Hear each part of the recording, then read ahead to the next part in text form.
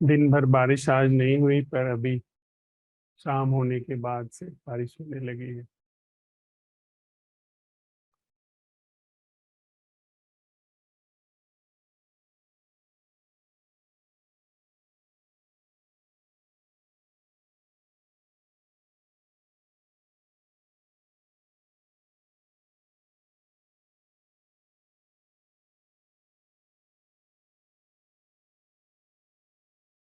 इस कमरे के तीनों ओर से खिड़कियां और दरवाजे हैं, तो तीनों ओर से दिखाई दे रहा है कि वर्षा हो रही है।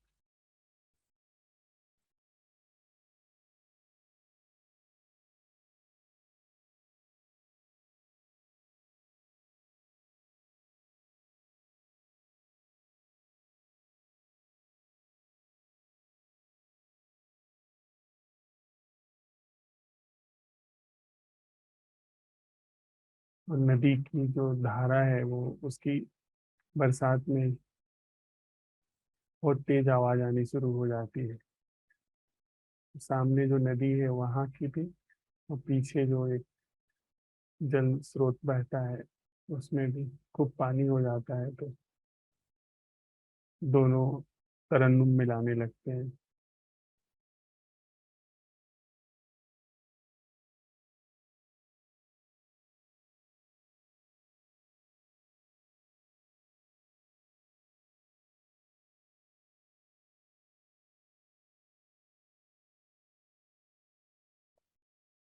भोर में हम लोग इस प्रश्न के साथ परीक्षण करने छूटे थे कि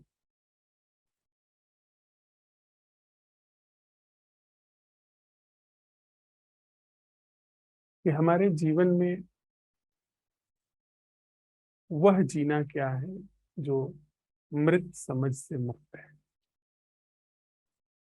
और हम लोगों ने भली भांति मृत समझ क्या है उसका सत्यापन किया है, उसका परीक्षण किया है। मृत समझ जो कि हम लोग निष्कर्ष के रूप में अपने मस्तिष्क में बिठा लेते हैं और उसके बाद उसको लागू करते हैं। उसके बाद जो परिस्थिति है, स्थिति है, उस पर उसको लागू करते हैं। तो हम लोगों ने साथ साथ चलते हुए यह परीक्षण किया कि यह निर्जीव समझ जो विचार की है, स्मृतियों से जिनका जन्म होता है, अनुमानों से जिनका जन्म होता है, अनुभवों से जिनका जन्म होता है, जिसकी जड़ हमेशा कहीं और होती है, वह समझ उस क्षेत्र में तो प्रासंगिक है, जो कि सुविधाओं का जगत है, भौतिक क्षेत्र है। लेकिन जहां पर जीवन धड़क रहा है वहां पर यह समझ काम नहीं आती। वहां पर यह काम तो आती ही नहीं, बल्कि सारी जो अव्यवस्थाएं खड़ी की हैं उस इसी समझ ने की। और कहीं न कहीं हम लोगों के अंदर यह विचार डाल दिया गया है, यह संस्कार डाल दिया गया है कि हमारे जीवन में जो दुख हो रहा है वह समझ के अनुचित हस्तक्षेप की वजह से नहीं, बल्कि दुख कम समझ की वजह से हो रहा है। हम जीवन के संबंध में कम जानते हैं, थोड़ा और ज्ञान इकट्ठा करें, थोड़ा और अनुभव इकट्ठा करें, उसके बाद फिर हमारे जीवन से दुख विसर्जित होने लगेगा। कहीं न कहीं हम इस ढंग से संस्कारित हो चुके हैं। तो फिर वह होड़ चलती है कि और अनुभव इकट्ठे किए जाएं, और किताबें पढ़ी जाएं, ज्ञान इकट्ठा किया जाए। तो तरह तरह से हम लोग ज्ञान इकट्ठा करते हैं, पर वह कभी भी जीवन में काम नहीं आता। हम फिर एक गहरे धोखे का शिकार होते चले जाते हैं। प्रश्न था कि वह समझ क्या है, उस समझ से जीना क्या है जो मृत नहीं है, जीवंत समझ से जीना क्या है। तो हमारे प्रकाश में यह तथ्य भी उघड़ करके आया, यह समझ उघड़ करके आई, जीवित समझ, कि जीवित समझ जैसी कोई चीज होती ही नहीं। वस्तुतः जागरण ही एक जीवित समझ है। जागरण में कोई कृत्य नहीं होता है। जागरण अपने आप में सारे कृत्यों का आधार है। जब जीवन और संबंध के सम्यक रूप की बात आती है, तो जहां जागरण है वहां पर अपने आप सारी चीजें व्यवस्थित होती चली जाती है जीवन की उपस्थिति मात्र से। जैसे कोई महल हो और उसमें बहुत सारे नौकर चाकर रहते हैं, और वे सारे नौकर चाकर मालिक की अनुपस्थिति में अपने को घर का स्वामी समझने लगे। कोई जो घर के स्वामी का पलंग है उस पर सोता है, कोई जो सबसे उम्दा भोजन है उसको बना करके खाता है, कोई सिगार पीता है, कोई शराब पीता है। जैसे सब कुछ उस घर की व्यवस्था, उस घर का सारा जो वैभव है वो उन लोगों के लिए है, और वे मनमानी करते हैं, किचन साफ नहीं करते हैं, घर की साफ सफाई नहीं होती है, क्योंकि मालिक उपस्थित नहीं है। लेकिन जैसे ही मालिक उपस्थित हो जाता है, वैसे ही जिन जिन लोगों का काम जो जो है वो अपने आप करने लगते हैं। मालिक कुछ नहीं करता है, उसकी उपस्थिति काफी है। उसकी उपस्थिति होते ही माली अपना काम करता है, सफाई कर्मी अपना काम करता है, कुक अपना काम करता है, और भी जितने घर के काम काज हैं सब जिसके जिसके लिए जो बटा है वो अपने आप करने लगते हैं। सिर्फ मालिक की उपस्थिति से ही सब सद करके काम करने लगते हैं। छोटे उदाहरण के तौर पे हम लोग इस चीज को समझें, तो यह जो जागरण है यह कुछ और नहीं करता है। इसकी उपस्थिति में जो सारे न्यूसेंस, सारी चीजें जो उपद्रव के रूप में हमारे जीवन में जगह ली रहती हैं, वह सारी चीजें अपने आप गिरनी चल शुरू हो जाती। नौकरों चाकरों के अपने आप झगड़े खत्म होने लगते हैं। उनको बस मालिक आ गए, इसके बाद वे बहकते नहीं हैं, वे लंबी चौड़ी बातें नहीं करते, उपस्थिति मात्र, और कुछ नहीं करते, और जागरण कुछ नहीं करता है। और घर जो है वह नौकरों का नहीं, वहां की जो वस्तुएं हैं वह नौकरों की नहीं, वह स्वामी की है। जो घर का मालिक है उसकी वे वस्तुएं उसके उपभोग के लिए। तो इसलिए भी यह सारी चीजें अपने आप अपनी अपनी जगह हो जाती है। वो जो मालिकाना हक रहता है वह सबका अपने आप मालिक की उपस्थिति में छिन जाता है। तो जागरण मालिक है, और जागरण स्वयंभू है। उसको नौकरों चाकरों की सहमति सुझाव की आवश्यकता नहीं, वो अपने आप में भरा पूरा है। उसका सब साम्राज्य ही उसी का है। तो ये सारा जीवन सारा अस्तित्व जागरण पर ही अभिव्यक्त हो रहा है। तो जागरण की उपस्थिति में अपने आप जीवन अभिव्यक्ति जो नैसर्गिक अभिव्यक्ति है उसमें घुल जाता है, घुल जा रहा है, जो कि हम आप साथ में चलते हुए प्रयोग कर रहे हैं। तो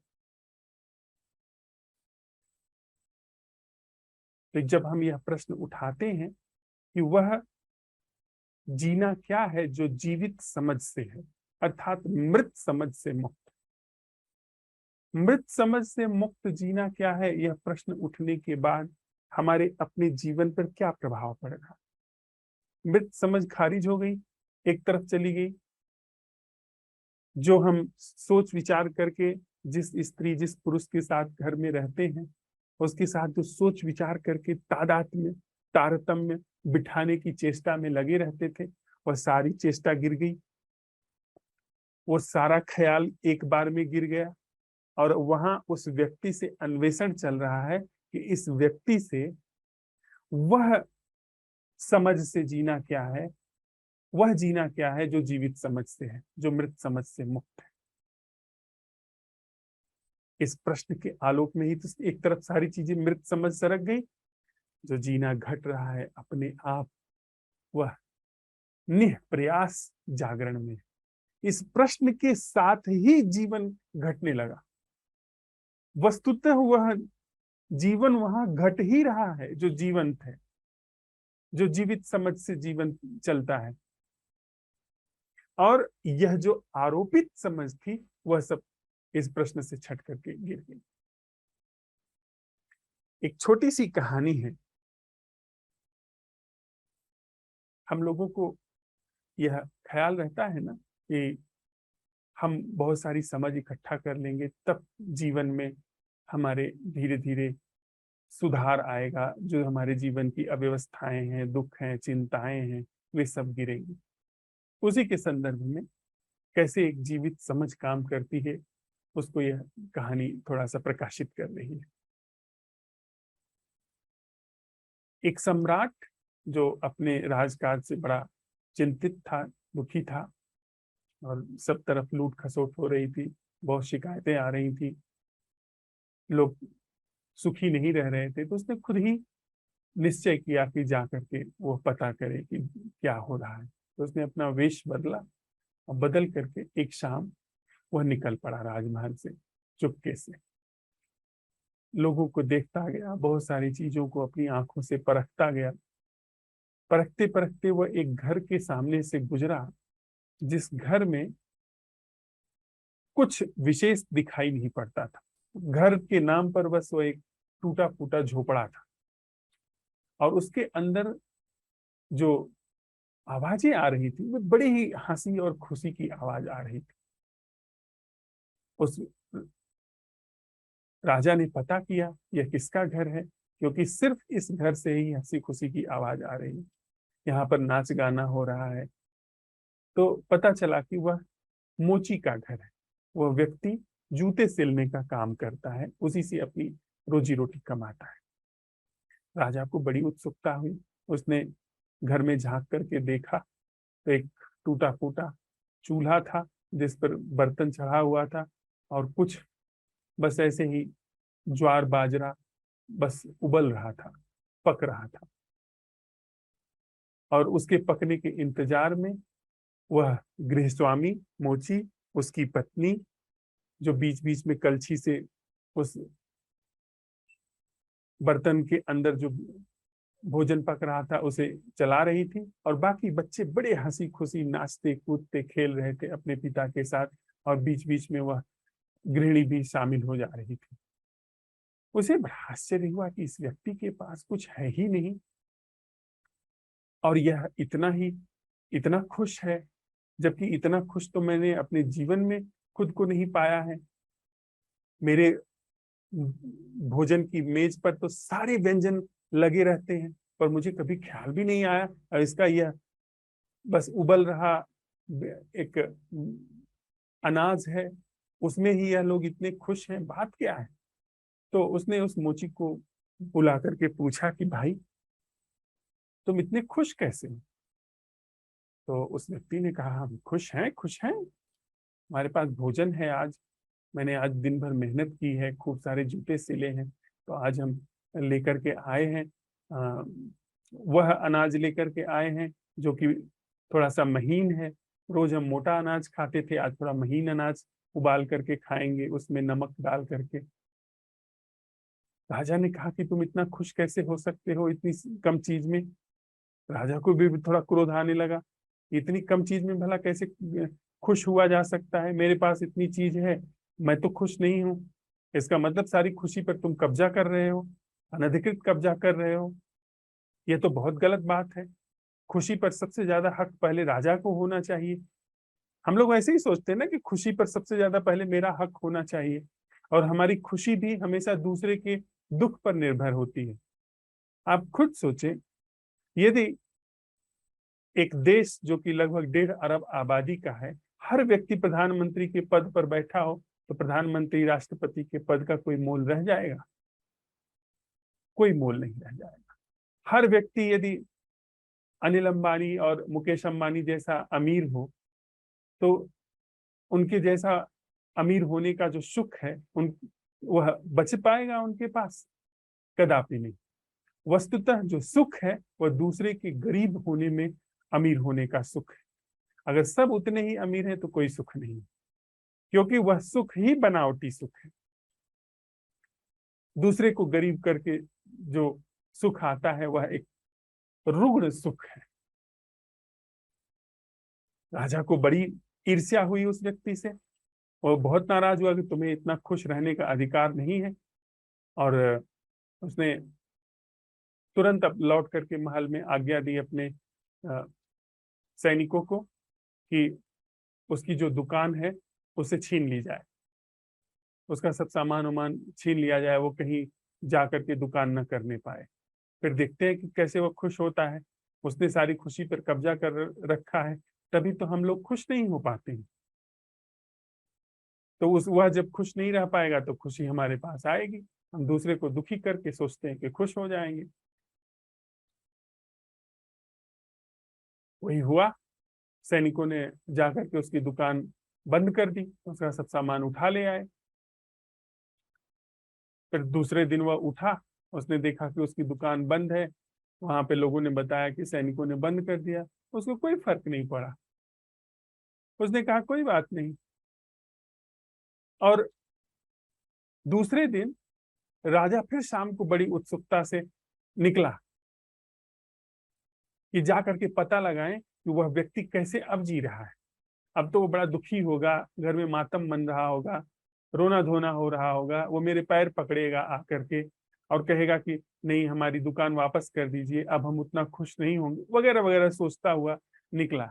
सबसे ज्यादा रुग्ण लोग राजा ही तो होते हैं जो इसी तरह की चीजें सोचते हैं, नेता ही तो होते हैं जो इस तरह की भाषा में जिनकी समझ होती है। अगर ऐसा न होता तो भला कोई राजा होता, राजा होने में उत्सुक होता, किसी का स्वामी होने में उत्सुकता होता, किसी का भी मालिक होने का जो सुख है, जो प्रवृत्ति है, वह रुग्ण है। मात्र अपने को समझने की, स्वामी होने की नहीं कि अपना भी स्वामी होने का, समझने की जो प्रवृत्ति है वही, अगर प्रवृत्ति की भाषा में कहा जाए तो वही एकमात्र स्वस्थ प्रवृत्ति है, खुद को जानने की जो अभिप्सा है। जब राजा पहुंचा उसने फिर देखा कि वहां पर तो नाच गाने की आवाज आ रही है, सब अंदर से खूब खिलखिलाने की आवाज आ रही है, अंदर खूब खुश हैं, बल्कि कल से भी ज्यादा खुश थे वे लोग। उसने अंदर देखा तो वैसे ही पतीला चढ़ा हुआ था टूटे फूटे चूल्हे पर और कुछ पक रहा था, वैसे ही कल जैसा अनाज, कुछ साधारण सा, और सब खूब नाच रहे थे, गा रहे थे अपनी भाषा में। उसने फिर बुला करके मोची से कहा कि तुम फिर खुश हो गए, तुमसे मैंने सारी चीजें छीन ली, फिर कैसे तुम खुश हो गए? तो उस व्यक्ति ने कहा कि महाराज, जब आपके सैनिक ने हमारी दुकान बंद कर दी है तो मैंने जा करके आसपास के लोगों से पूछा कि कोई काम है, तो उन लोगों ने कहा कि इस समय पानी नहीं आ रहा है नलों में, तुम तालाब से हमारे घरों में थोड़ा पानी पहुंचा दो, कुएं से थोड़ा पानी पहुंचा दो। तो जितनी यहाँ पर दुकानें खुली हुई हैं, सबके घरों में, सबकी दुकानों पर मैंने ढो ढो करके पानी पहुंचाया, उससे उन लोगों ने थोड़े हमें पैसे दिए, हमने जाकर के खरीदा अनाज और ला करके खा रहे हैं खुशी खुशी। कि तुम्हें कल की चिंता कुछ भी नहीं है? नहीं, कल का कल देखा जाएगा। आज जो यह एक उपाय निकल करके आया है घरों में पानी पहुंचाने का, यह उपाय कल कहाँ था? यह उपाय आज ही तो प्रकट हुआ है, और जैसे यह उपाय आज प्रकट हुआ है वैसे कल का उपाय कल प्रकट होगा। राजा बहुत नाराज हुआ, पर करे क्या? उसने जाकर के सैनिकों को कहा कि उसके दरवाजे पे पहरा लगाओ। मंत्री को बुला करके कहा सख्त पहरा बिठा दो, वो बाहर निकलने ना पाए, तब देखते हैं कि कैसे वो खुश होता है। सैनिकों को भेजा गया, वहां पहरा लग गया, वो घर से बाहर जा नहीं पाया। फिर शाम को जब राजा आया तो राजा ने देखा कि फिर उसके घर से नाचने गाने की, हंसी खुशी की आवाज आ रही है। राजा फिर जाकर के पूछा उसे बुला करके कि भाई तुम कर क्या रहे हो, अब कैसे तुम खुशी मना रहे हो? तो उसने कहा कि अब आज मैं जा नहीं पाया तो जो पहरेदार यहाँ पर लगे हुए थे उन लोगों से बातचीत होने लगी। उन लोगों से ऐसे ही बातों बातों में उन्होंने पूछा कि तुम क्या करते हो, तो मैंने कहा कि मैं ऐसे ही कुछ चीजें हाथ की बना लेता हूँ, काम कर लेता हूँ। तो उन्होंने कहा कि यह मेरी तलवार जैसी तुम तलवार बना सकते हो? तो मैंने कहा हाँ बना सकता हूँ। तो हंसी हंसी में उन लोगों ने कहा कि बना करके दिखाओ। वो भी समय अपना पास कर रहे थे और मेरे पास भी कोई काम नहीं था। तो मैंने खेल खेल में ही उनकी तलवार जैसी लकड़ी की एक तलवार बना दी। और वो देख करके मेरी कारीगरी बड़े खुश हुए वे सैनिक, और मुझे कुछ पैसे दे गए। उसी पैसे से हम लोगों ने आज फिर से भोजन जुटा लिया है। राजा फिर नाराज हुआ, पर अब करे तो क्या करे। खैर दूसरे दिन पता चला कि एक व्यक्ति ने कहीं से कुछ, किसी खेत से कुछ आलू खोद लिए थे। भूखा व्यक्ति रहा होगा, घर में कुछ रहा नहीं होगा, तो किसी दूसरे के खेत से जा करके उसने आलू खोद लिए थे। जो विधान था, नियम था, उसके अनुसार उसे मृत्युदंड दिया जाना था, क्योंकि उसने चोरी की थी। हम लोग तो ऐसे ही चलते हैं, कोई विवेक तो है नहीं, नीति से चलते हैं, नियम से चलते हैं, जागरण से तो चलते नहीं है कि किस चीज के लिए क्या सम्यक कर्म हो सकता है। तो एक विधान बना दिया कि जो चोरी करेगा उसको मृत्युदंड दिया जाएगा। तो चाहे आलू चुराए किसी के खेत से, चाहे वह हीरे मोती चुराए, चाहे वो स्कैम करे, घोटाले करे, और चाहे बेचारा रोटी चुरा ले किसी दुकान से। बस थोड़ा बहुत अंतर होता है अवधि का, कि किसी को हो सकता है 3 महीने का कारावास हो, किसी को 3 साल का। बस ऐसे ही नियम के हिसाब से चीजें चलती हैं, कोई विवेक से तो चलती नहीं। राजा ने कहा कि इसे मृत्युदंड दिया जाएगा। मृत्युदंड दे दिया गया। दूसरे दिन उसकी गर्दन काटने का फरमान आया, सुना दिया गया। संयोग की बात, जल्लाद जो था, जो सिर काटता था मृत्युदंड पाए हुए कैदियों का, वह उस समय था नहीं, वह कहीं गया हुआ था। अब बड़ी अफरा तफरी मची कि गर्दन कौन काटेगा। अनायास, और अंदर अंदर सब कुढ़ भी रहे थे इस बात से कि इतने छोटे से अपराध के लिए उसको मृत्युदंड दिया जा रहा है। राजा ने कहा कि यही अच्छा मौका है, उसको बुला करके ऐसा काम करवाया जाए जो वह नहीं करना चाहता है, जो बड़े आसानी से जी रहा है, उसको एक अपराध बोध दिया जाए, कुछ ऐसा करवाया जाए।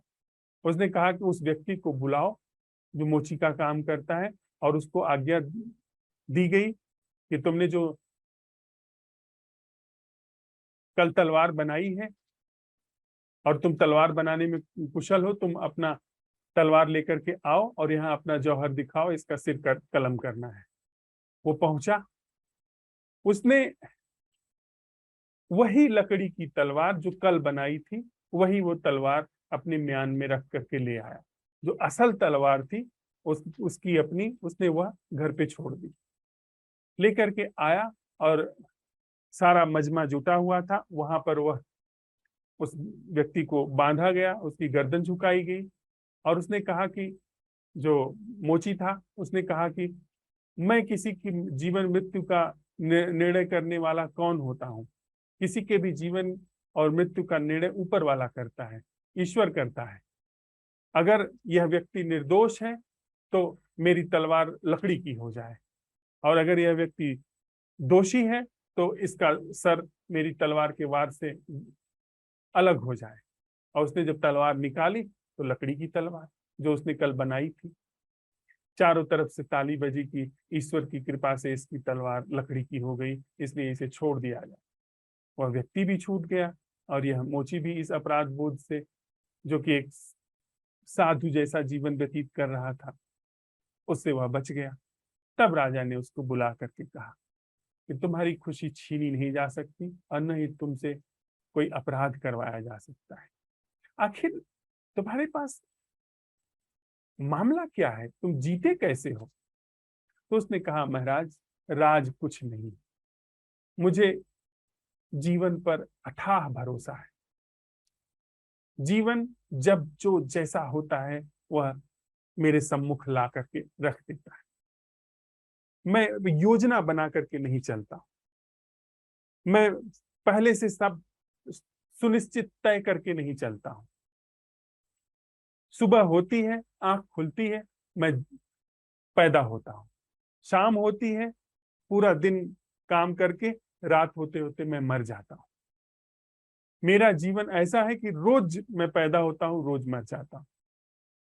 तो रोज जब पैदा होता हूँ, उस समय जो स्थिति परिस्थिति होती है, जो संसाधन होते हैं, जो संभावनाएं होती हैं, जो मेरे आसपास मेरी जिम्मेदारी के लोग होते हैं, उनके लिए मैं भोजन जुटाता हूँ, मेहनत करता हूँ, और शाम तक इस ऐसे सो जाता हूँ कि बस यह जीवन अब समाप्त हो गया।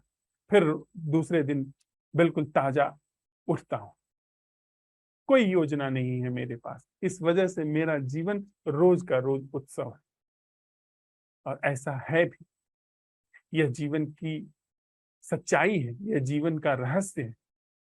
हमारे जीवन में दुख का जो कारण है वह हमारी योजनाएं हैं।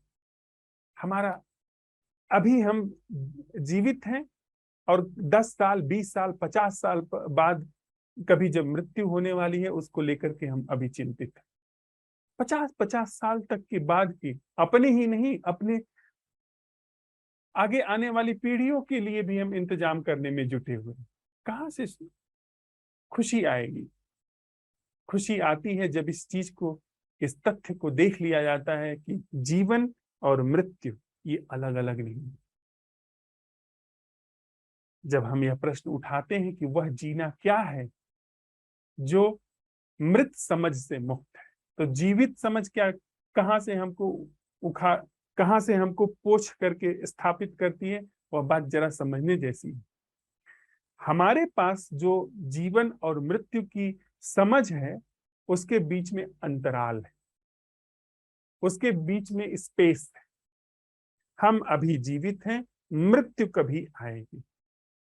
देखिए भीतर, अभी मैं जीवित हूं और मृत्यु कभी आएगी। तो उस कभी से, जो कि कल्पित कभी है, उसी को साइकोलॉजिकल टाइम कहते हैं, मानसिक समय। एक तो घड़ी का समय है, वो सुनिश्चित है कि सुबह इतना बजेगा, 7 बजे भोर होगी, 8 बजे भोर होगी, 12 बजेगा, वो सारी दुनिया का समय एक है।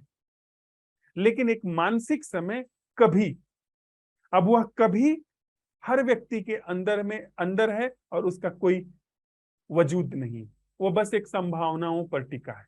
हो सकता है वह कभी अभी घट जाए, और हो सकता है वह कभी 25 साल 50 साल बाद घटे, लेकिन वह कभी झूठा है, वह कभी अवास्तविक है। उस कभी से और इस अभी के बीच में हम लोग जीवित रहते हैं।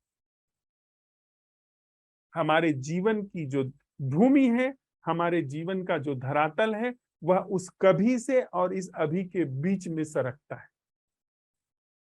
हम अभी अपने को जीवित समझते हैं, तो अभी एक समय निर्मित होता है और एक कभी का। तो हमारी जीवन और मृत्यु में यह जो फासला है, इस फासले में हम जीवित रहते हैं, इस फासले में अपने को जीवित पाते हैं, और इस फासले को तय करते हुए जो उस कभी की, कल्पित कभी की ओर ख्यालों में जो सरक रहे हैं, उसी को हम जीवन समझते हैं। पता नहीं मैं अपनी बात को ठीक से स्पष्ट कर पा रहा हूं या नहीं।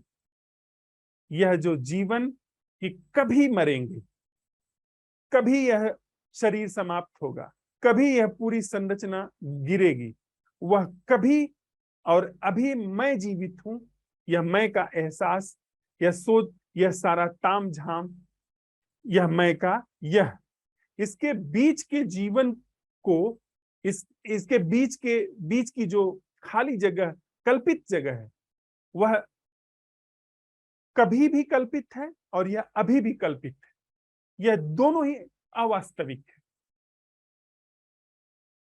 और इस अभी जिसको जीवित समझा जा रहा है, जो तिलिस्मी समझ के द्वारा जी रहा है, ख्याली समझ के द्वारा जीवित जी रहा है, निर्जीव मृत समझ के द्वारा यह जीवन घटित हो रहा है, मैं का जीवन जो घटित हो रहा है, यह और इसी मैं के जीवन से वह जो कभी का जीवन है, उसके बीच के इस तिलिस्मी ख्याली, यह धरती सारी दुनिया में हर व्यक्ति के लिए एक अटूट है, अखंड है।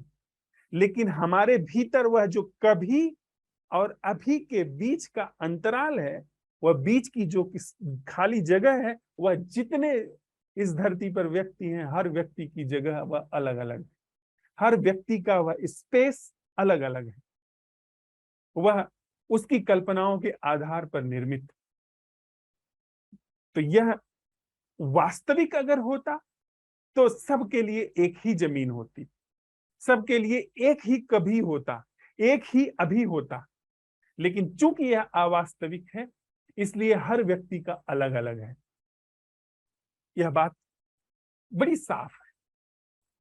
और इस झूठे, इस अवास्तविक अंतराल में जो गति होती है, सोच विचार की गति, जो एक सोच विचार चलता है कि हाँ अब मैं जी रहा हूं, अब धीरे धीरे मृत्यु करीब आ जाएगी, उसके उसके जीवन को हम जीवन समझते हैं और उसमें भय निर्मित, भय होगा क्योंकि मृत्यु आपकी आने वाली है। आपने कभी भी कभी रखा है, पर वो कभी तो आने वाला है ना, धीरे धीरे समय के माध्यम से सरक रहा है ना करीब। इसलिए ऐसा जीवन पहली बात झूठ है, और दूसरी चीज यह सदा ही संतप्त रहेगा, सदा ही संत्रास से ग्रसित रहेगा। हमेशा इसमें शोक होगा, चिंता होगी, दुख होगा, पीड़ा होगी। और इस धरातल पर, इस तिलिस्मी धरातल पर जितने संबंध निर्मित होंगे वे सब ओछे होंगे, वे सब बनावटी होंगे, बड़े सतही होंगे।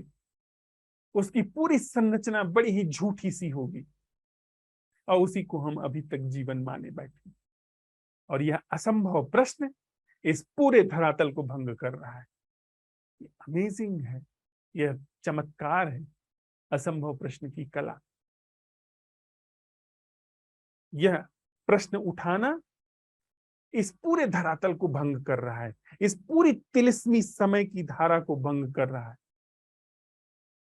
हर व्यक्ति के अंदर वो समय है ना, मैं और मेरा भविष्य। हर व्यक्ति यही सोचता है, मैं और उसका भविष्य, उसका होना और उसके भविष्य का होना दोनों अलग अलग।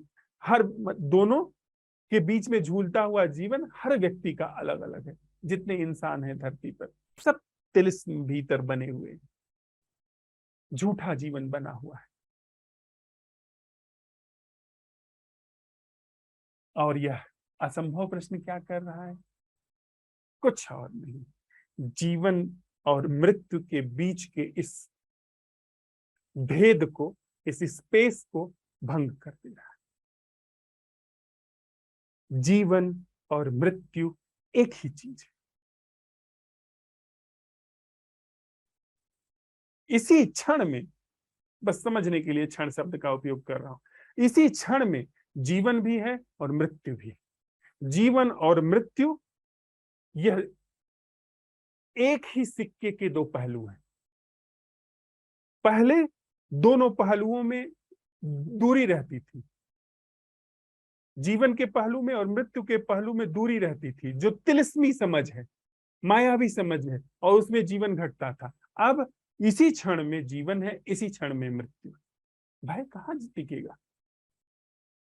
इस प्रश्न ने, इस असंभव प्रश्न ने, कि वह जीना क्या है जो मृत समझ से मुक्त है, अर्थात वह जीना जो जागरण मात्र है।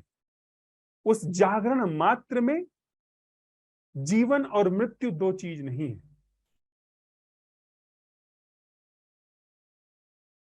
जैसे वह मोची, वह सयाना मोची जी रहा है, उठा सुबह, बिल्कुल ताजा जीवन उसको उपलब्ध है, शाम तक जीवन पूरा। प्रतीकात्मक बात है। तो क्या इसी तरीके से क्षण क्षण परिपूर्ण जीवन और परिपूर्ण मृत्यु के साथ जिया जा सकता है? अगर यह घटा, जो कि हमारा असंभव प्रश्न इसी जगह पर ला करके हमको बिल्कुल बिठा दे रहा है, मृत्यु कभी नहीं घटती। यह जीवन अमृत में प्रवेश कर गया, जो कि हम स्पष्ट रूप से अगर साथ साथ चल रहे हैं इस अन्वेषण में तो देख सकते हैं। जीवन और मृत्यु के भेद बीच जो भेद था वह तिलिस्मी था, वह भेद गिर गया। उससे जो जो जो उस पर हमारी भ्रम की स्थिति थी वह भंग हो गई, और जीवन और मृत्यु एक ही चीज है। यानी कहा जाए तो जो है वह अमृत है, वह मरता नहीं। अभिव्यक्तियां सिर्फ बदल रही। हम लोगों ने चर्चा की थी ना, शरीर प्रवाहमान है, इसमें कुछ भी मरता नहीं, सिर्फ बह रहा है, सिर्फ यह अपनी अभिव्यक्ति का स्वरूप बदल रहा है।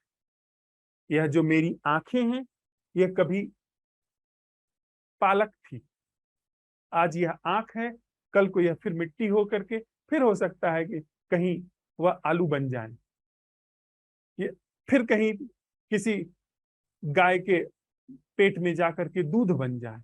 सब कुछ प्रवाहित हो रहा है, इतने सूक्ष्म तल पर प्रवाहित हो रहा है कि हमारा मन उस वहां तक यह तिलिस्मी मन उसको पकड़ने में सक्षम नहीं है। पर यह ऐसा ही है। मन, ये जो हमारे सोच विचार हैं, हमारी धारणाएं हैं, हमारा परिवार, हमारा विवाह, हमारा राष्ट्र, हमारा धर्म, यह सारी की सारी संरचना झूठी। यह उसी अंतराल पर यह सारा जीवन का तिलिस्मी खेल घट रहा है कि मृत्यु कहीं और है और जीवन अभी है। इस जीवन से और उस मृत्यु के बीच में यह खेल घट रहा है। हमारे असंभव प्रश्न ने क्या किया कि वह जीना क्या है जो मृत समझ से मुक्त है, अर्थात इस मन के तिलिस्म से मुक्त है। मन को एकदम अपनी जगह पर बिठा दिया और वहां पर जो जीवन है वह अमृत। हमने हमने असंभव प्रश्न उठाया, उस समय होश परिपूर्ण आया, नैसर्गिक जागरण परिपूर्ण हुआ, मृत्यु हो गई, पीछे से मृत्यु हुई। इस वजह से यहां पर सहज नैसर्गिक जागरण घटित हुआ। असंभव प्रश्न के साथ यह सहज नैसर्गिक जागरण की, इस सहज नैसर्गिक जागरण की अभिव्यक्ति हमारे जीवन पर आई और यह अभिव्यक्ति पूरी हो गई। फिर जब आता है नैसर्गिक जागरण तो उसकी अभिव्यक्ति बिल्कुल अलग होगी। ध्यान दीजिएगा, नैसर्गिक जागरण कहीं नहीं आ जा रहा है, उसकी अभिव्यक्ति प्रकट हो रही है, मिट रही है, प्रकट हो रही है, मिट रही है। अभिव्यक्ति, नैसर्गिक जागरण कहीं नहीं आ जा रहा है। और हमारा जो अब तक जीवन था, जो तिलिस्म में घूमता था, जो इस ख्याली अंतराल में घूमता था, वह जीवन अब वहां नहीं घूम रहा है। वह जीवन अब भली भांति इस अंतर्दृष्टि को पा चुका है कि नैसर्गिक जागरण असल है, नैसर्गिक जागरण अमृत है। बाकी का जीवन, जीवन और मृत्यु का एक साथ घटित हो रहा है, तो कहें वह अभिव्यक्ति का जीवन, वह कहें तो प्रवाह। जीवन मृत्यु को एक साथ घटने का मतलब कहें तो प्रवाह। वह जो भोजन आज मैंने ग्रहण किया है, वह भोजन किसी पौधे से आया है, किसी अनाज से आया है। तो उस अनाज से इस शरीर में आने में एक प्रवाह आया है, फिर इस शरीर से बाहर निकल जाएगा, एक प्रवाह है। तो कहें तो उस भोजन ने, कभी वह जब पौधे में था, जीवित था, वहां से फिर इस शरीर में आया, हो सकता है कि वह अपना स्वरूप बदल करके आया, फिर इस शरीर से फिर बाहर गया, फिर वह कहीं उग करके अभिव्यक्त हुआ, जीवन हुआ। तो सारी चीजें जो हैं वस्तुतः प्रवाहित हो रही हैं। इसमें जीवित और जीवन और मृत्यु वस्तुतः एक ही घटना है, अभिव्यक्ति एक ही है। यह सिर्फ अभिव्यक्ति है कि कहीं वो जीवन के रूप में कभी अभिव्यक्त हो रहा है, कभी मृत्यु के रूप में अभिव्यक्त हो रहा है। दोनों चीजें अलग अलग नहीं, दोनों चीजें में कोई तिलिस्मी भेद नहीं। तो हमारा यह जो प्रश्न है, हमारा जो यह असंभव प्रश्न है, हमको इस बिंदु पर ला करके बिठा दिया जिसमें जीवन और मृत्यु अलग अलग नहीं। जीवन और मृत्यु जिस जीवन में अलग अलग है, वह जीवन मुर्दा है, निर्जीव है, मृत जीवन है। यानी वह यांत्रिक, ख्याली, बनावटी जीवन है। असल जीवन में जीवन और मृत्यु अलग अलग नहीं। तो अगर जीवन और मृत्यु अलग अलग नहीं है तो निरंतरता भी नहीं।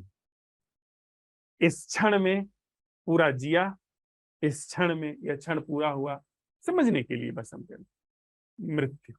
अगला क्षण बिल्कुल नए व्यक्ति का जन्म, अगले क्षण में उस व्यक्ति की मृत्यु है, फिर नए व्यक्ति का जन्म है। जो जीवन का तल है उसमें कोई सातत्य नहीं है कि यही व्यक्ति आगे तक जाता है। असल में कोई व्यक्ति है ही नहीं जो आगे तक जाता है, कोई सत्ता है ही नहीं। बस अभिव्यक्ति के तल पर जीवन और मृत्यु जैसा भासता है। असल में वहां भी जीवन मृत्यु नहीं है, वहां पर सिर्फ बदलाहट। वृक्ष पर वही फूल खिला, कहे तो जीवित हुआ, मुरझा गया। वस्तुतः खिलने में ही मुरझाने की प्रक्रिया शुरू हो गई। वो जहां जीवन घटित हो रहा है वही मृत्यु शुरू हो गई। मुरझा गया, फिर वह मिट्टी में मिला, फिर कहीं किसी में वह फूल की तरह खिल करके आ गया। अभिव्यक्तियां बदल रही। तो हमारा असंभव प्रश्न हमारे अंदर इस नैसर्गिक जागरण को लेकर के आया है, जिसमें सिर्फ जागृति, नैसर्गिक जागृति, बनावटी जागृति नहीं कि हमने अपने को साथ साथ करके जगाया कि अब मैं होश में रहूंगा। ये तो सातत्य है, ये तो मन का ही खेल है।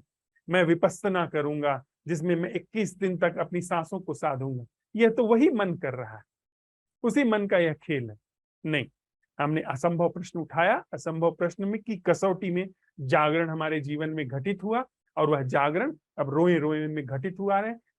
रोए रोए से उसकी अभिव्यक्ति होनी शुरू हुई। हमारे असंभव प्रश्न ने इस अभिव्यक्ति वाले जीवन में, जिसमें हम देह है, जिसमें मन है, अनुभूतियां हैं, इस असंभव प्रश्न ने मन का वह सातत्य तोड़ करके जो नैसर्गिक जागरण है उसे अवसर दिया। अभिव्यक्ति पूरी हो गई।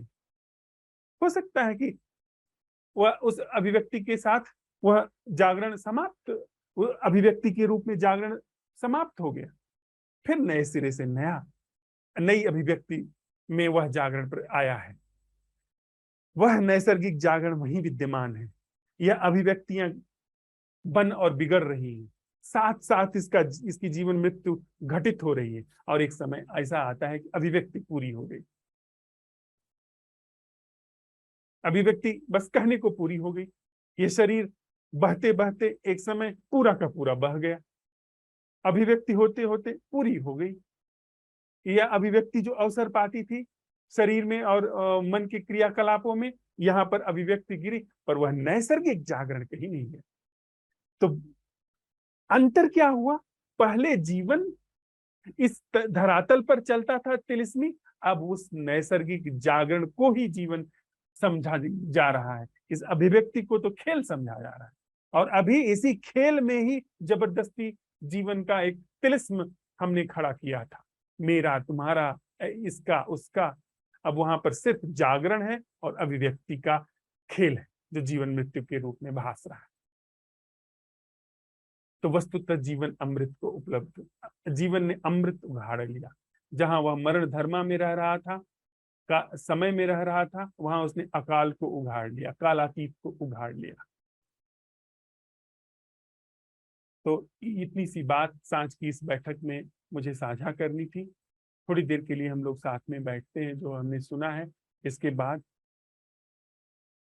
जीवन और मृत्यु के इस, जिसे हमने समझा है, इसको लेकर के वह समझ क्या है जो निर्जीव नहीं है। इस प्रश्न के साथ रहते हुए जो हमने अवलोकन किया है उसको फिर साझा करते हैं। थोड़ी देर के लिए साथ में बैठते हैं।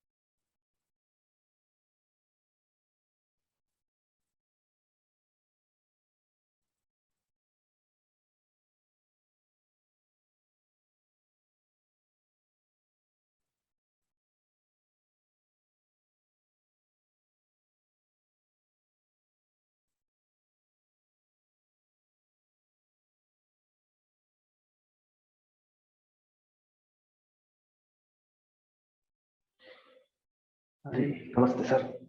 नमस्ते अनिल भाई। बाहर बिल्कुल अंधेरा हो गया था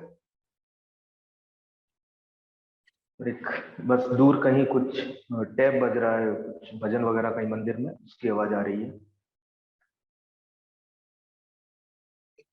बारिश की खुशबू है आह, और जुबान पे किसी तरह का कोई टेस्ट नहीं है। बारिश खूब हो रही है सर अभी। दिलीप और तरुण कहते हैं कि राजस्थान में बारिश नहीं होती, उनके जाने के बाद खूब बारिश हो रही है।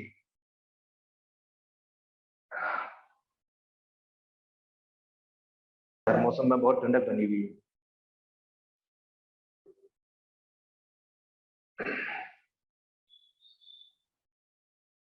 निर्जीव समझ से मुक्त जीवन क्या है सर? पहली ध्यानशाला से लेकर अभी तक बहुत समझ विकसित हुई है, काफी चीजें क्लियर हैं और मुझे ऐसा लगता था कि मतलब ये गति है आगे बढ़ते रहने की। पर अभी बात सिर्फ इतनी सी है कि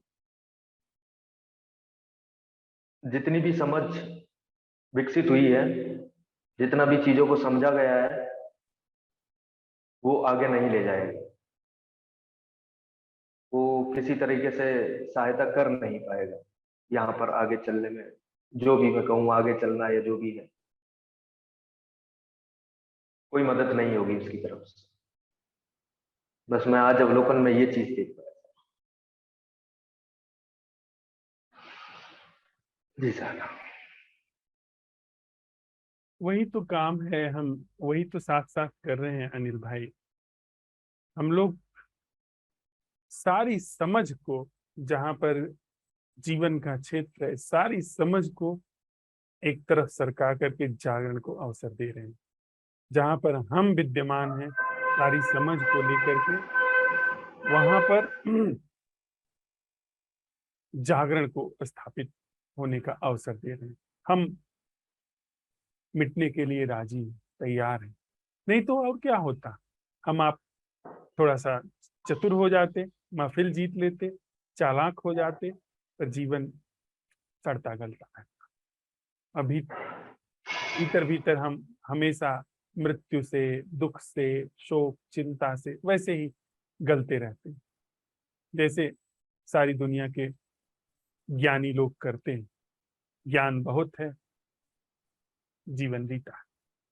हम सारे ज्ञान को एक तरफ सरका करके जागरण को अवसर दे रहे हैं। हम रहें न रहें, जागरण रहे। जी अभी तक ऐसा ही लग रहा था कि मतलब समझ ही ऐसे डेवलप हुई है कि धीरे धीरे जैसे जैसे चीजें समझ में आती जाएंगी, सीखते जाएंगे तो होगा। लेकिन मैं आज ही एक्चुअली दिन में ही ऐसा फील कर रहा था कि कितना भी इस चीज को समझ लिया जाए, ये आगे हेल्प नहीं करेगी। और बल्कि जितना इस समझ के बारे में बात की जाएगी, वो उतनी ही बड़ी एक ऐसा खाई बन जाएगी जंप के लिए। क्योंकि आज ऐसा ग्रुप पे भी लगातार बातचीत हो रही थी, मेरी भी बातचीत हो रही थी, तो उसमें मैं यही चीज लगातार देखता आ रहा था कि जितना हम चीजों को समझने की कोशिश करते जा रहे हैं, या अब तक जितनी समझ डेवलप हो गई है, वो आपको छलांग लगाने में उतना ही मुश्किल हो रही है। उससे नहीं लगेगी छलांग उससे। यहीं तक देखिए। ये चूक और इस चूक पर समझ दोनों ही अनूठी है। यह चूक ऐसी है कि पूरे जीवन पता नहीं लगने देती है कि मैं चूक रहा हूं। जैसे ही सवाल आप उठाएंगे, अरे इसमें चूक कहाँ है, मैं सब जानता तो हूँ, देखा ना कैसे मैंने तर्क से काट दिया, उस व्यक्ति को चुप करा दिया। पर ये गहरी चूक है, ये मैंने अपने पैर पर ही कुल्हाड़ी मारी हुई है। वस्तुतः अनिल भाई, अब दुनिया में और ज्यादा ज्ञानियों की जरूरत नहीं। और ज्यादा ज्ञानियों को इस धरती पर बोझ की तरह नहीं बढ़ना चाहिए। जागे हुए बच्चों की जरूरत है, निर्दोष आंखों वाले व्यक्तियों की जरूरत है जो जागे हुए, निर्दोष कान वाले ऐसे इंसानों की जरूरत है जो जहां पर जागरण सहज रूप से घट रहा है। ज्ञानियों को अगर अब हमने अवसर दिया, ज्ञान को, ज्ञान के माध्यम से अगर हम अभी भी इस धरा पर बने रहें, तो इस अस्तित्व से एक विराट अवसर समाप्त हो जाएगा, जो कि एनी हाउ समाप्त होने वाला है। जिस तरीके से युद्ध के मुहाने पर सारी दुनिया खड़ी है, और जिस तरीके से जो कंप्यूटर कब्जा कर रहा है, उस तरीके से अगर देखा जाए तो फिर बहुत समय नहीं है इंसान के पास, और ऐसे ही लोग बातें करते रह जाएंगे, इंसान में समाप्त हो जाएगा पूरी तरीके से। वह जो जागरण का एक महा अवसर है प्रकृति के, वह अवसर चूक जाएगा। तो अब और ज्यादा जानकारी वालों की जरूरत नहीं, हम आप जो थोड़े से भी लोग इस चीज को समझ रहे हैं, वे बड़भागे हैं। वे जागे हुए निर्दोष बच्चे जैसा जिए, जागे हुए निर्दोष बच्चे जैसा देखें, जागे हुए निर्दोष बच्चे जैसा सुने। महफिलें न लूटें, महफिलें मूर्ख लूटते हैं, महफिलें राजनेता लूटते हैं। महफिल लूटना रुग्ण अवस्था है, महफिल लूटना बड़े ही कमजोर जो कि अभिनेता काम करते हैं, वह सब महफिल लूटते हैं। देखते हैं आप एयरपोर्ट पे, रेलवे स्टेशन पे, या किसी ऐसे सार्वजनिक समारोह में, चारों ओर से सारी निगाहें उनके साथ सेल्फी लेने में, उनकी फोटो खींचने में लगी रहती हैं। वे महफिल लूटते हैं जिनके जीवन में कहीं भी कोई प्रकाश नहीं, जिनके जीवन में कोई भी किरण नहीं, वे महफिल लूटने में। अगर उधर हम गए तो ऐसे लोगों की महफिल, तो ऐसे लोग हम ऐसे लोगों जैसा ही हमको बनना पड़ेगा, तब जाकर के महफिल लूटेंगे। सब बचकानी बात है।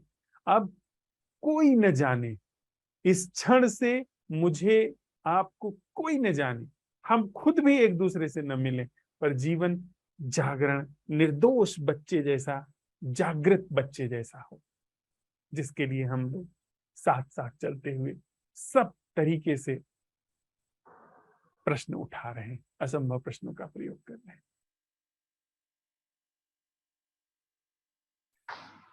ये प्रभावित करने वाली चीजें ही होती हैं सर। जैसे कि अभी जो कहानी चल रही थी वो जूता सिलने वाले की, तो कहीं ना कहीं एक ऐसा प्रभाव बन जाता है कि देखिए राजा का अटेंशन भी खींच लाया ऐसा जीवन। अब मैं ऐसा जीवन जीऊंगा कि अटेंशन मिलना चालू हो जाए, वो एक पुरानी बीमारी है। समझ पा रहा हूँ सर। जी sir, thank you. Thank you Anil भाई।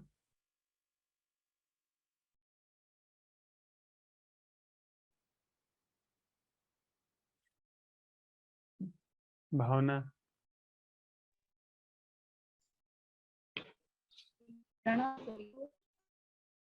प्रणाम आपको।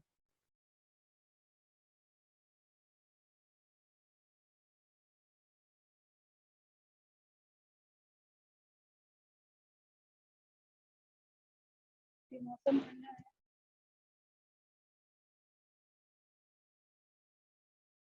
बारिश आ रही है, सुनने में बारिश की आवाज सुनाई दे रही है, पंखे की आवाज सुनाई दे रही है।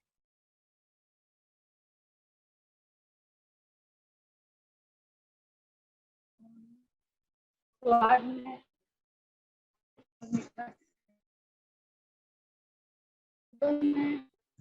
आवाज कट रही है भावना जी आपकी।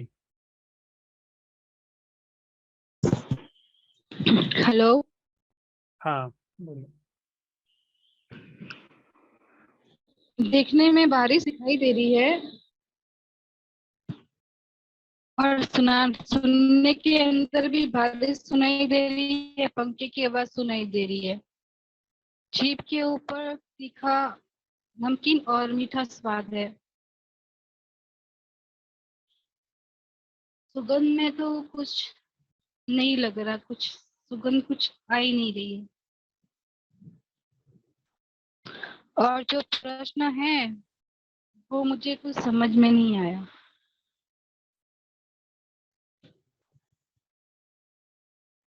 प्रश्न बहुत सीधा सा है भावना कि अब तक जितनी समझ से हम लोग जीते आए हैं वह सारी समझ सोच विचार की है और निर्जीव समझ है, क्योंकि उनकी जड़ जो है स्मृति से आती है, याददाश्त से उनका जन्म होता है। और जीवित समझ है जहां पर कोई सोच विचार नहीं है, सिर्फ जागरण है, जहां पर सिर्फ होश है, नैसर्गिक होश, वह है जीवित समझ। तो आज का प्रश्न था कि वह जीना क्या है जो जीवित समझ से।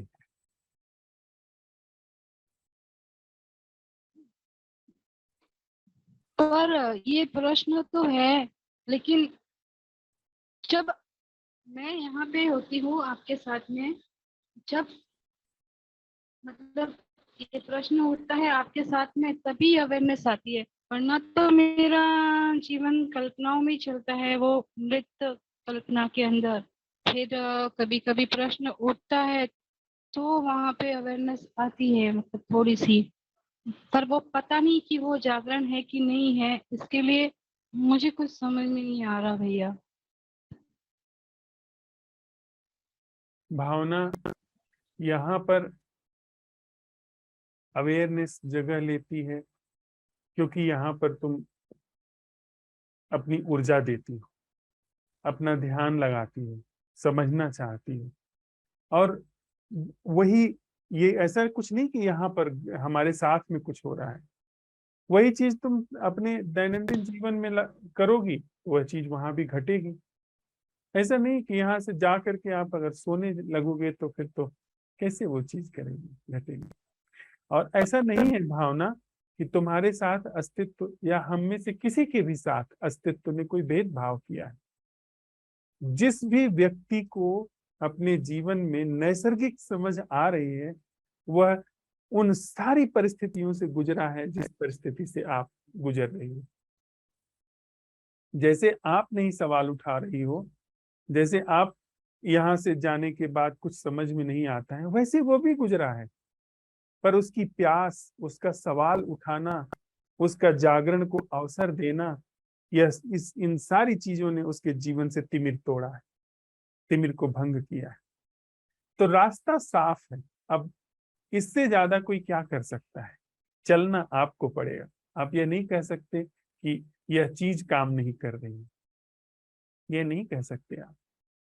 सारी सारी चीजें नहीं, स्पष्ट मैंने हैं। ये नहीं, मैंने ये नहीं कहा कि चीज काम नहीं कर रही, चीज तो काम कर रही है।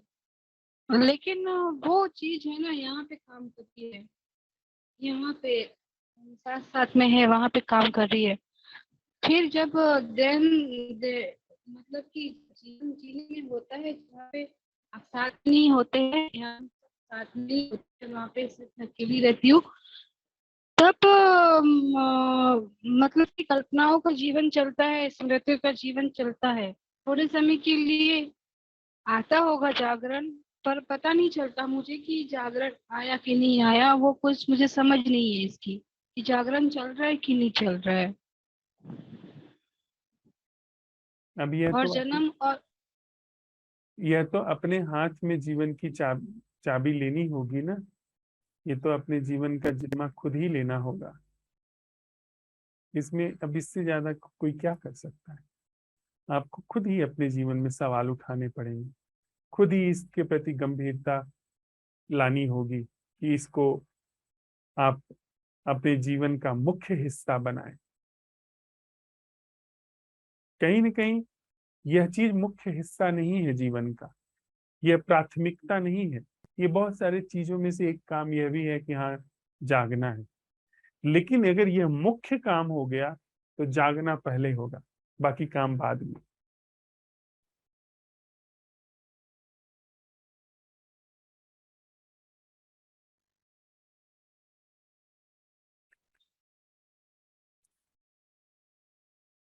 धन्यवाद भावना।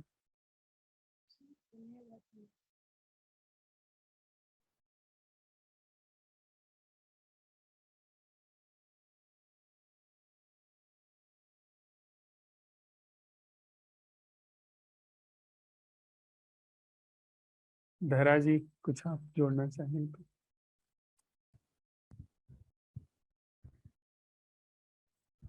प्रणाम धर्मराज जी। प्रणाम धरा। आज धूप निकली थी लेकिन बाहर अभी बारिश आती रहती है, तो मैं कमरे में ही हूँ। और प्रश्न जो था कि निर्जीव समझ से मुक्त जो है, तो उसमें तो सिर्फ यही आया कि अटेंडिंग ही होती है। मतलब समझ जो निर्जीव है तो फिर वह स्वतः छूट जाती है। और फिर हम तो निर्जीव नहीं होते, तो संवेदनाएं और वह तो सब उठता रहता है, लेकिन उसका सिर्फ अटेंडिंग रहता है, फिर और कुछ नहीं रहता है। जो भी है भीतर बाहर चलता है उसका। फिर वह सोच विचार थोड़े गिर जाते हैं, फिर नहीं बंद हो जाते हैं ऐसा तो नहीं, लेकिन फिर जो भी चल रहा है भीतर संवेदनाएं या बाहर जो भी परिस्थितियां होती है उसकी बस जस की तस सिर्फ अटेंडिंग रहती है कि बस जो है सो है। ऐसा रहा।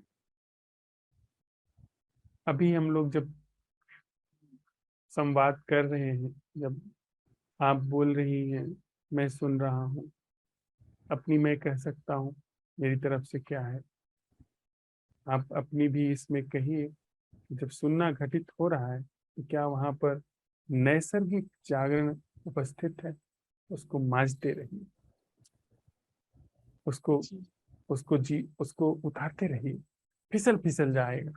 पर हम लोग सीख रहे हैं ना, आज के संवाद में हमारी यह बात आई है, वार्ता में, जी कि जीवन और मृत्यु एक ही चीज है।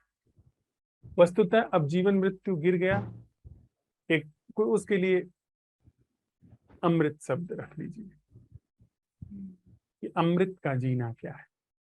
अमृत का जीना अभिव्यक्ति के रूप में जागरण का घटित होना, पूरा होना, घटित होना, पूरा होना, जिसमें जीवन और मृत्यु अब समय से मुक्त चल रही। उसमें समय है ही नहीं, उसमें अगला क्षण होता ही नहीं, सिर्फ यही क्षण पूरा होता है। यह क्षण है पूरा, अगला क्षण जैसी कोई चीज नहीं। यह पूरा हुआ, दूसरे क्षण ने जगह पाई। यह अभिव्यक्ति पूरी हुई, दूसरी अभिव्यक्ति ने अवसर पाया। दूसरी अभिव्यक्ति पूरी हुई, तीसरी अभिव्यक्ति ने अवसर पाया। पर हम क्या करते हैं, एक दो तीन, ये भाषा के दोष हैं। इसमें हम लोग ऐसा समझते चलते हैं कि जैसे समय चल रहा है, कि एक गया, दूसरा आया, तीसरा आया, तो इसमें समय चल रहा है। नहीं, ऐसा नहीं है। ठीक उसी जगह पर जहां पहला है, अभिव्यक्ति घटित हुई, ठीक उसी जगह पर दूसरी अभिव्यक्ति घटित हुई। एक अभिव्यक्ति का नृत्य पूरा हुआ, फिर दूसरी अभिव्यक्ति का नृत्य उठा। ऐसे ही एक अभिव्यक्ति पूरी हुई जागरण की, दूसरी अभिव्यक्ति ने जगह लिया, जिसका पीछे से कोई मतलब नहीं। इसके पहले न कोई अभिव्यक्ति हुई है, न आगे कोई होने वाली है। इस तरीके से इस क्षण की यह अभिव्यक्ति आई। तो जीवन और मृत्यु, ये दोनों चीजें इस क्षण में अनुस्यूत है। तो ये अमृत की अभिव्यक्ति, नैसर्गिक जागरण और अभिव्यक्ति, अभिव्यक्ति पर जागरण, नैसर्गिक जागरण की अभिव्यक्ति।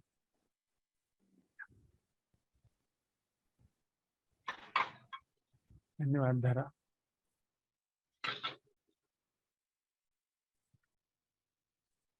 दिलीप भाई, अगर आप कुछ कहना चाहें, नहीं तो हम लोग, प्रश्न अगर बना है तो।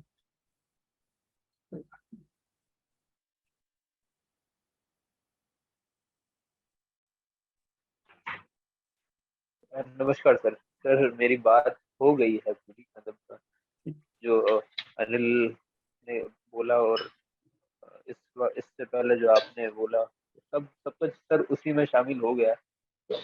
ऐसा एक जिम्मेदारी सी लगती है कुछ पर, कि हमारी जिम्मेदारी है, जो जीवन मिला है के प्रति जिम्मेदारी है, और उस जिम्मेदारी का निर्वहन करना है।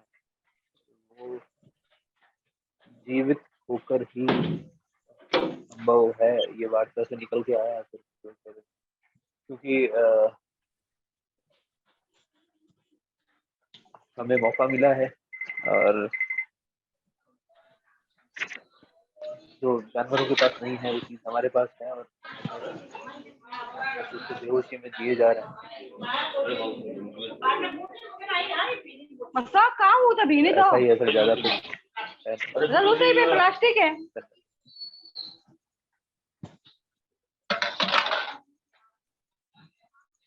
धरा जी, आप माइक ऑफ कर लीजिए।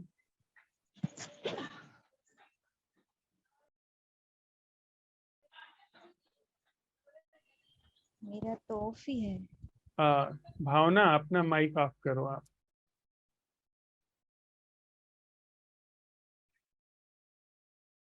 धन्यवाद दिलीप भाई। गौरी,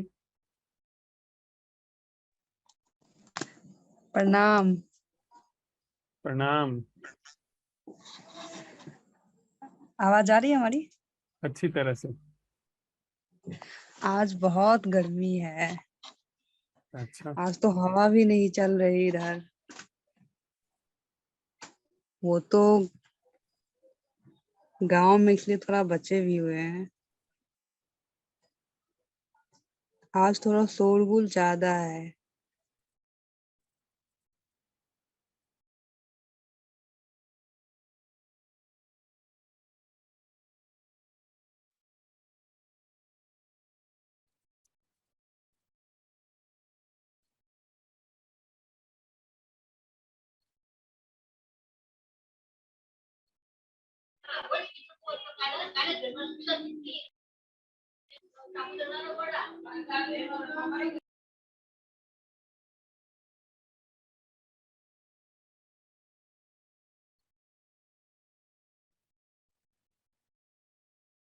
कुछ और कहना है गौरी?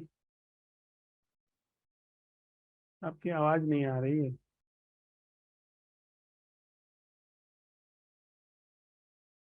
नीरज भाई,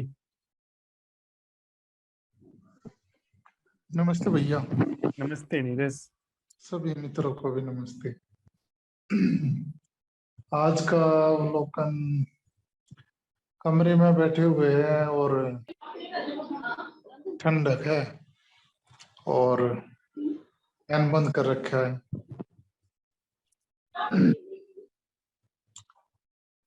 रात को नींद ठीक आई थी, लेकिन इतनी गहरी नहीं आई। तो दिन में आंखों में नींद थी जैसे कि 1 बजे तक भी, और विचार ज्यादा चल रहे थे। तो फिर मैं पर्सन उठा रहा था, फिर मैं पार्क में चला गया नहा धो के, और 2-2.5 घंटे वहां पर आया। तो पर्सन उठाना था। पर्सन उठाने का एक बार का एक ही अवलोकन नहीं है, अलग अलग अवलोकन है हर पर्सन उठाने के।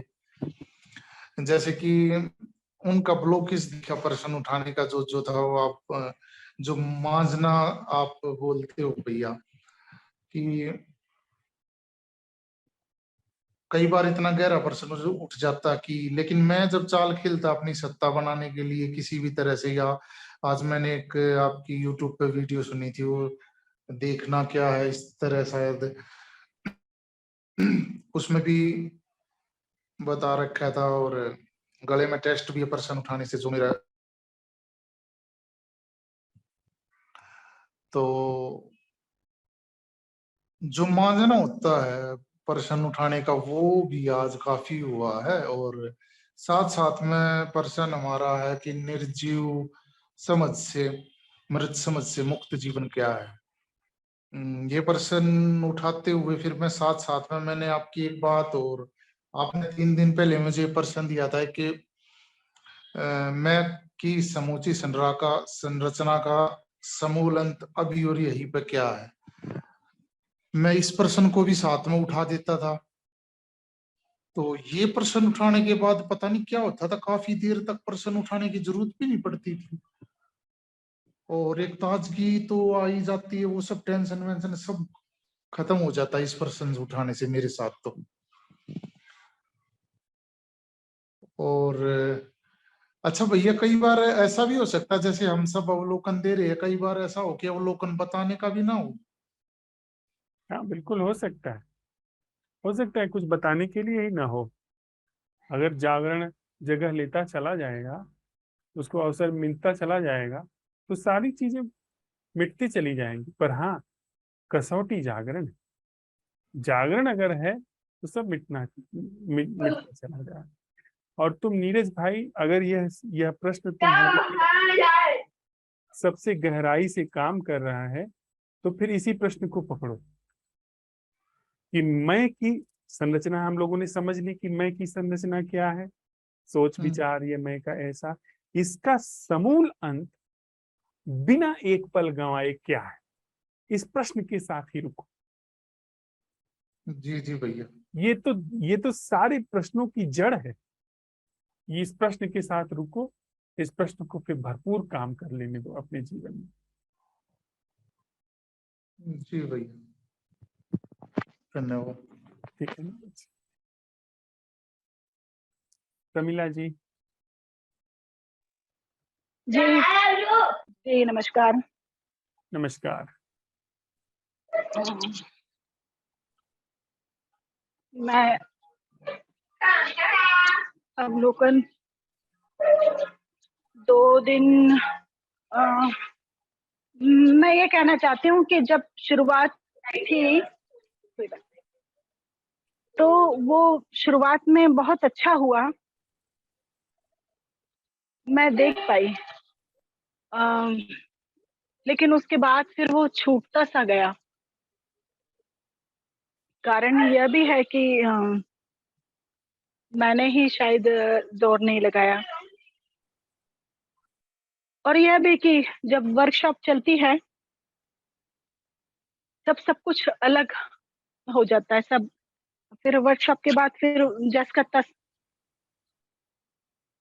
और मृत्यु वाली बात जो आप अभी बोल रहे थे, मैं सब सुन पा रही थी उसको।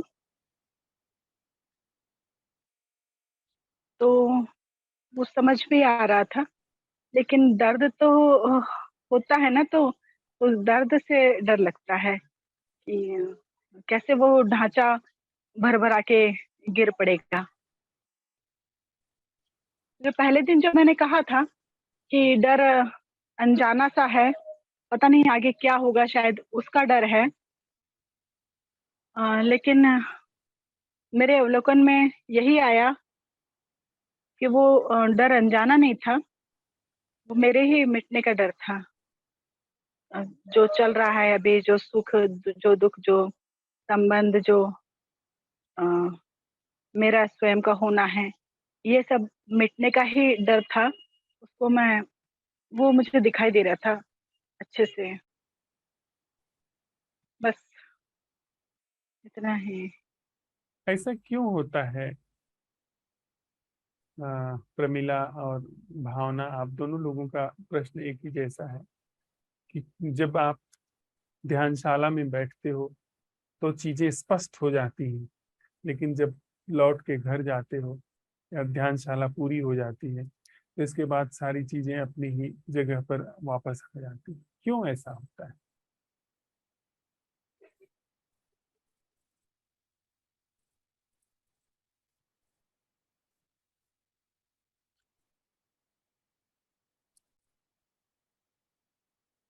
क्योंकि हम अपने पूरी त्वरा के साथ नहीं लगे। क्यों नहीं लगे? क्योंकि मुझे ऐसा लग रहा था आएगा अपने आप। क्या अपने आप आएगा? जैसे वो दृष्टि आई है, मैंने प्रयास नहीं किया था, मैंने कोशिश तब भी नहीं की थी कि मैं समझूं इस चीज को या मैं जानूं। लेकिन फिर भी सुनते हुए जो घटा मेरे साथ, तो ठीक है, वो सुनते हुए घटा, पर सुना तो आपने ना। हाँ, लेकिन प्रयास तो तब भी नहीं था ना। हाँ, प्रयास नहीं था, पर सुनने के लिए जो सारे अवसर जुटाए गए, किसने जुटाए? हम्म, अपने से तो नहीं जुट गया। इस हाँ। इस धरती पर 8 अरब लोग हैं, सबको तो ये अवसर नहीं जुट जा रहा है। हाँ। हमारा मन बड़ा चालबाज है।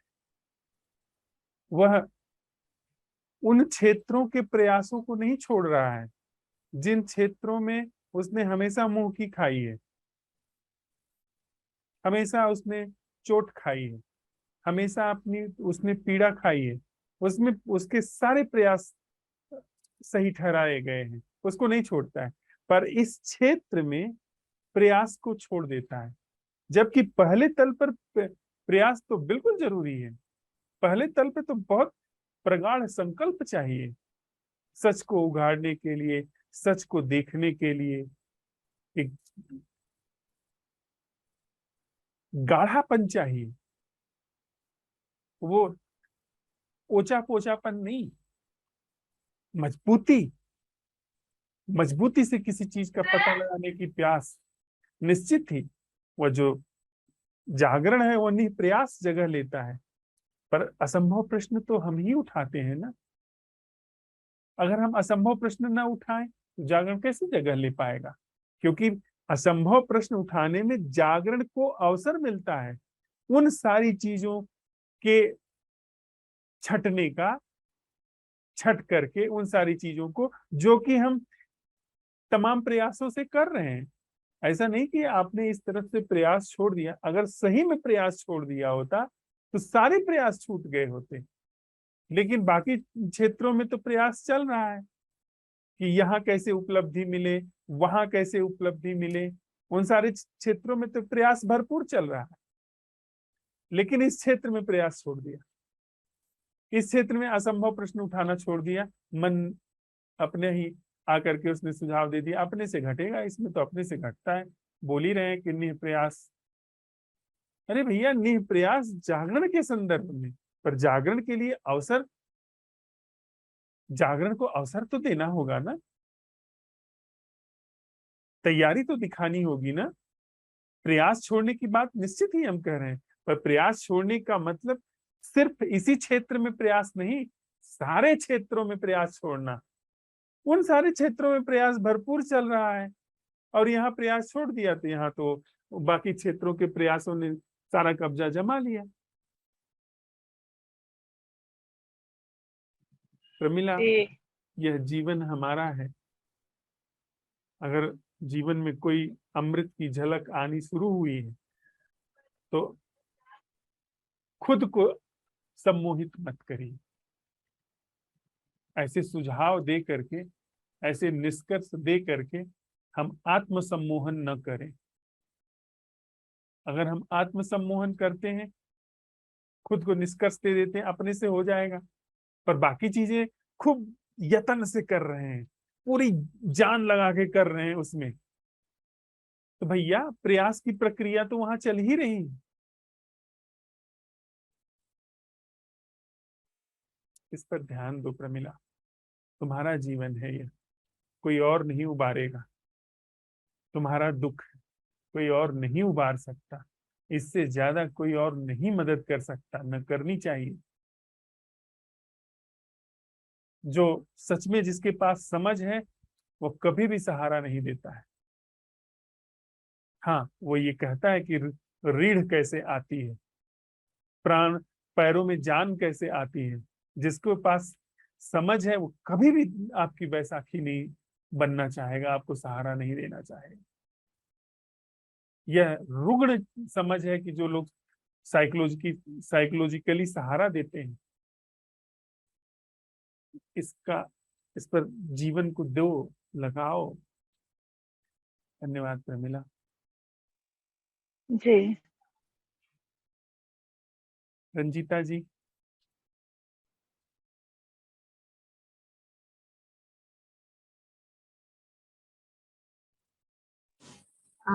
Good evening. मेरी सब कुछ एक्चुअली बहुत सारा कुछ कह ही दिया गया है, तो तो जागरण उसको, को अवसर दो रंजीता। हाँ, फिर जागरण उसको रिपीट महत्वपूर्ण। करने जैसा कुछ है नहीं। अभी कहने सुनने में भी जागरण को अवसर दो। प्रश्न उठाओ अपने भीतर कि वह जीना क्या है जो मृत समझ से मुक्त है। सुरोमिता जी।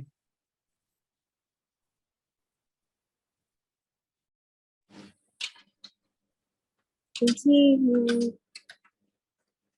मैं एक्चुअली तो 2 दिन प्रश्नों के साथ मतलब मैं सेशन में नहीं आ पाई, पर वो जो अपने माँ को देखना एक बच्चों की नजर से, वो और एक प्रश्न था कि वो क्या है हमारे जीवन में जो मृत्यु के साथ जाएगा।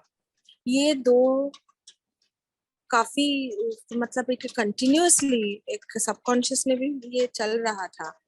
तो आज एक ऐसा हुआ कि हम लोग एयरपोर्ट में थे और वही वही देखना कि क्या मैं ऐसे देख सकती, क्या वो देखना क्या है जिसमें अपनी माँ को वो देखना क्या है जिसमें वो छोटी बच्चों की तरह देखना।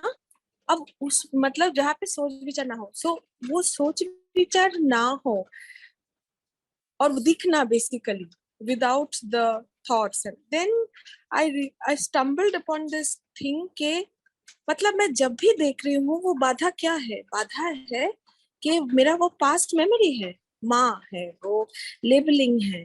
तो उससे मुझे एक ये का वो प्रश्न है कि वो देखना क्या है जो मेरा पास्ट मेमोरी से मुक्त है। मतलब उनको देखना क्या है जो एक पास्ट मेमोरी से मुक्त है। और उसके साथ साथ एक ऐसा अलर्टनेस आया वहां पे जो कि मैंने ये हर बार मैंने हर बार आता है, बट वो जो एक स्टेट ऑफ इंक्वायरी होता है कि the mind is at a constant state of inquiry, उस टाइम के बाद से एक जो कुछ भी दिख रहा है, there is a sense of inquiry.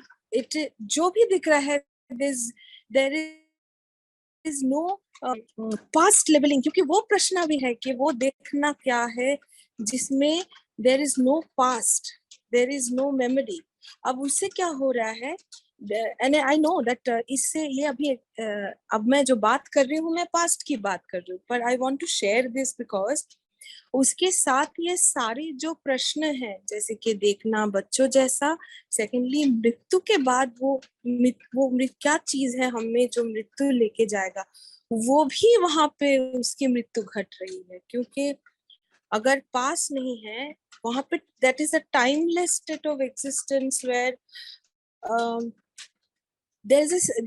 Every subtle change जो आंखों में एनवायरनमेंट में हो रहा है, वो वो वर्ड में कभी मैं समझी नहीं थी कि वो सेंसिटिविटी क्या है जो एक इंक्वायरिंग माइंड का होता है कि देयर इज अटेंशन। मैंने अभी कोई अगर मेरा नाम बुलाएगा तो there is as if there is attention कि अभी मैं हाँ यस मिस बोलूंगी कि so the attention to the slightest change in the environment, so वो बहुत ही एक like it was मैं अभी आगे की प्रश्नों को मैं तो उस पे घुस नहीं पाई हूँ, मतलब मुझे पता भी नहीं उतना।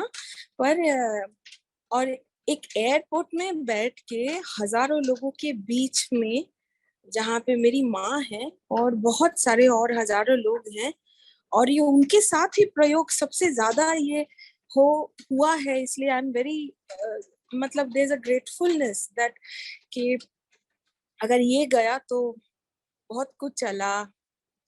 मतलब I am not preempting, but ये क्या एक मतलब this is a very big thing that you know our upbringing, family, closest people holds us to, so तो ये बहुत ही एक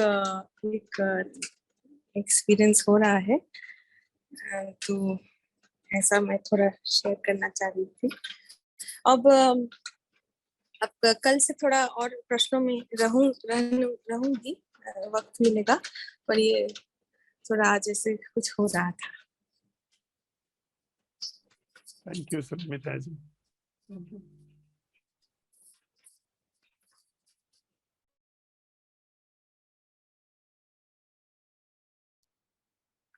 थोड़ी देर के लिए साथ में बैठते हैं हम लोग।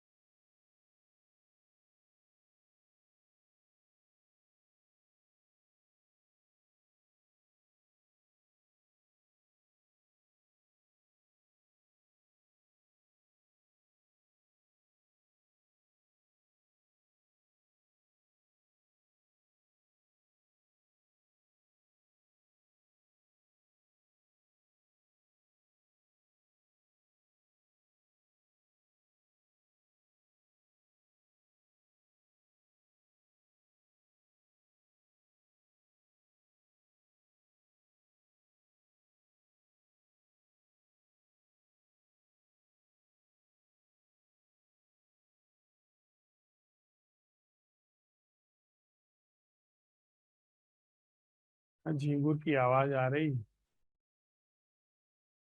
और बारिश तो लगातार चल रही है।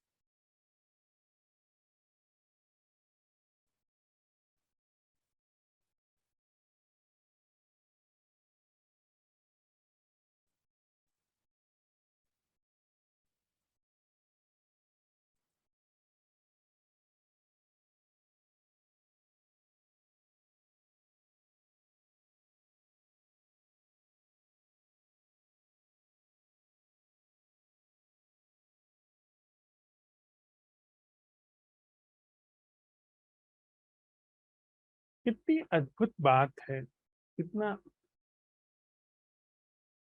अनूठा यह रहस्य उद्घाटन अस्तित्व हम लोगों के जीवन में कर रहा है। जितने रोए रोए से इसका साधुवाद हम लोग अर्पित करें उतना कम है। ऐसा अवसर हमें सौंपा गया है, मिला है कि हम लोग साथ साथ चलते हुए अमृत का उद्घाटन कर सकते हैं।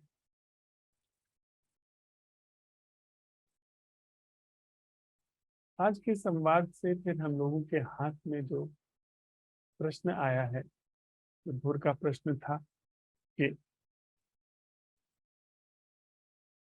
वह जीना क्या है तो मृत समझ से मुक्त है।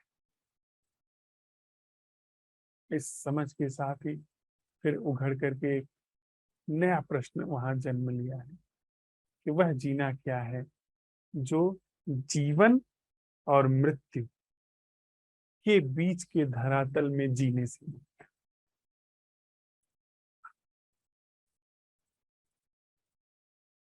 सौंदर्य हम लोग इन प्रश्नों का देख रहे हैं तो साथ साथ अन्वेषण में निकल करके आता है। ये जो जीवित अन्वेषण है ना, जो हम आप साथ साथ कर रहे हैं, अमृत है। यहाँ अमृत की होली खेली जा रही है।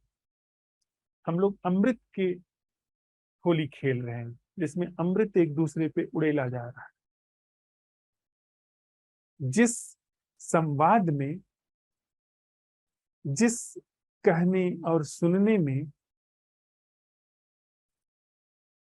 किसी पुराने ज्ञान का उपयोग न हो रहा हो, किसी मृत निर्जीव ज्ञान का उपयोग न हो रहा हो, जो साथ साथ चलते हुए घट रहा हो, वह अमृत नहीं तो और क्या है। जो यह अनावरण, जो ये रहस्योद्घाटन उगड़ करके अभी हमारे हाथ लगा है कि वह जीना क्या है जो जीवन और मृत्यु से, जीवन और मृत्यु के बीच में घटने से मुक्त है। जन्म शब्द हम लोग ले लें, जन्म अभी या होना, इस होने से जन्म में थोड़ा पीछे जाना पड़ता है, इसलिए इस वजह से हम लोग ये कह रहे हैं कि अभी जो हम हैं, हमारे अभी जीने से और मृत्यु के बीच जो हमारे दूर कहीं मृत्यु खड़ी हुई है, जिस तरह हम जी रहे हैं उसमें अंत में मृत्यु ही आने वाली है। हम जिस तरीके से जीते हैं, जिस जो हमारे लिए जीवन का आशय है, जीवन की हमारी जो परिभाषा है, उसके अंत में मृत्यु ही आती है। हम अपने भीतर देखें तो अंत में हमें मृत्यु ही दिखाई पड़ती है, कहाँ इसके बाद मृत्यु है। तो वह मृत्यु और यह जीना, इन जीने के बीच में जो खाली जगह है जिसमें हम लोग जीते हुए सरक रहे हैं, वह जीना क्या है जो इस धरातल पर जीने से मुक्त है। आपने ऐसे प्रश्न को उघाड़ दिया है जिसमें न तो वह मृत्यु है जो बाद में घटने वाली है, न यह जीवन है जो अभी घट रहा है, और न इन दोनों के बीच में घट रहा जीवन। ऐसा प्रश्न यह उघड़ करके हमारे हाथ में लग गया। यही साथ साथ अन्वेषण करने का सौंदर्य है। इसीलिए हम लोग यह बात बहुत स्पष्टता से अपने जहन में लेकर के चल रहे हैं कि हमारे बीच में कोई गुरु नहीं है। गुरु से अगर जो समझ आती है, मुर्दा समझ। मान लीजिए कि मैं यह कह रहा हूं कि ऐसा है, ऐसा करो, ऐसा वहां पर है, तो यह मैं अपनी मुर्दा समझ को आपके अंदर डाल रहा हूं, और मुर्दा समझ मुर्दा व्यक्ति ही डालता है। ज्ञान की समझ ज्ञान वही व्यक्ति डालता है जिसके जीवन में जीवन न हो, जिसके जीवन में बस वही वो एक निर्जीव तिलिस्मी जीवन घट रहा हो। तो हमारे बीच में गुरु कोई नहीं है जो कि मुर्दा समझ को हमारे ऊपर डालता है। हमारे बीच में हम सब लोग साथ साथ चलते हुए जीवित समझ को अनावृत कर रहे हैं। यानी क्षण भर पहले तक मुझे भी नहीं पता होता है कि क्या उघड़ करके आ रहा है, बस कीमिया हमारे साथ में है। और कीमिया कभी मुर्दा नहीं होती, कीमिया को आप खोपड़ी में नहीं रख सकते हैं। आर्ट को आप अपनी मस्तिष्क में संचित नहीं कर सकते हैं। जैसे बहुत स्थूल आर्ट है नृत्य, नृत्य को कोई कहीं संचित करके रख सकता है? वस्तुतः जब नृत्य घटता है तभी नृत्य नृत्य होता है। वस्तुतः कोई व्यक्ति नर्तक तभी होता है जब नृत्य घट रहा होता है। तो अगर कीमिया काम कर रही है तो व्यक्ति नहीं है, तो भी गुरु की कोई जरूरत नहीं है। अगर जब कीमिया काम कर रही है, जब नैसर्गिक जागरण के लिए अभिप्रेत कीमिया काम कर रही है, कला काम कर रही है, तो भी कोई व्यक्ति नहीं है। और जब हम साथ साथ चलते हुए सीख रहे हैं तो भी कोई व्यक्ति नहीं है, क्योंकि कोई जीवित चीज सीखी जा रही है। इसलिए गुरु की कोई आवश्यकता नहीं और किसी किताब की कोई आवश्यकता नहीं। हम लोग साथ साथ चलते हुए किसी जीवित चीज का अनावरण कर रहे हैं, जीवित चीज पर से पर्दा हटा रहे हैं।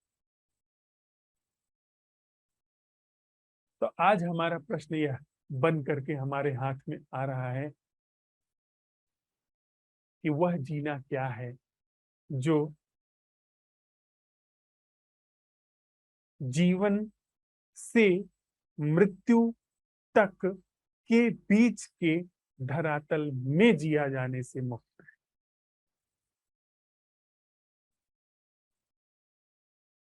थोड़े इसी प्रश्न के साथ थोड़ी देर हम लोग बैठते हैं, साथ में बैठते हैं, अभी और यही। वह जीना कहीं और नहीं है, वह जीना उपस्थित है। लेकिन हम अगर उसको जीने के लिए जाएंगे तो हम वही जीवन जीने जा रहे हैं जो मैं और मृत्यु के बीच में जिया जाएगा। पर अगर सवाल है तो बस उस जीवन को फिर उघड़ने दें, उस जीवन को अनावृत होने दें। हम लोग थोड़ी देर के लिए साथ में बैठते हैं। इसके बाद धरा जी शायद आप आज कुछ हमें गीत सुनाएं, उसके बाद फिर हम लोग थोड़ी देर साथ में बैठ करके फिर प्रश्न के साथ अन्वेषण करने के लिए विदा हो लेंगे।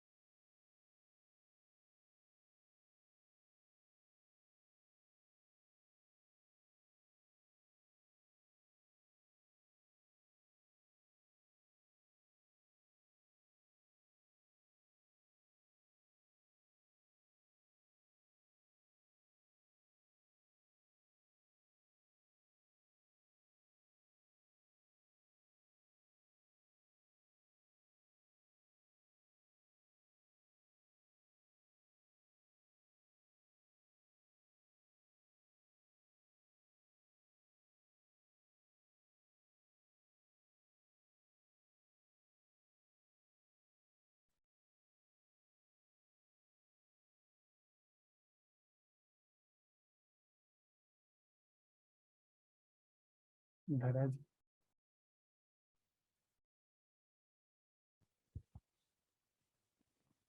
यह एक मीरा का भजन है। सखी कौन ऐसे आए, सखी कौन ऐसी आई, गगन तरुण भूर जैसे, नयन प्रेम लूर जैसी, आए चित चोर ऐसी, हृदय समाई, सखी मधुर मधुर मुरली अधर बाजे, प्रभु चपल चरण झनन झनन नाचे, कुंज कुंज श्याम घूमे, डाल डाल गाल चूमे, फूल फूल पथ पे पीके, हीरा बिछाए, सखी कौन ऐसी आई, सखी हरि मुरारी हृदय बिहारी श्याम, यह पीतधारी कुंज चारी श्याम, ऋषि मुनिवर इसको ध्याये, भक्त इसके गान गाए, जन्म जन्म दासी मीरा, दरस इसकी चाहे। सखी कौन ऐसी आई, सखी भक्त बछल अतुल यह कहावे, यह चतुर निठुर अंत कौन पावे। सपन देख नैन जैसे, चांद आई रैन जैसे, निरख निरख देखे सब ही, हाथ ना यह आए। निरख निरख देखे सब ही, हाथ ना यह आए। सखी कौन ऐसी आई, सखी कौन ऐसी आई।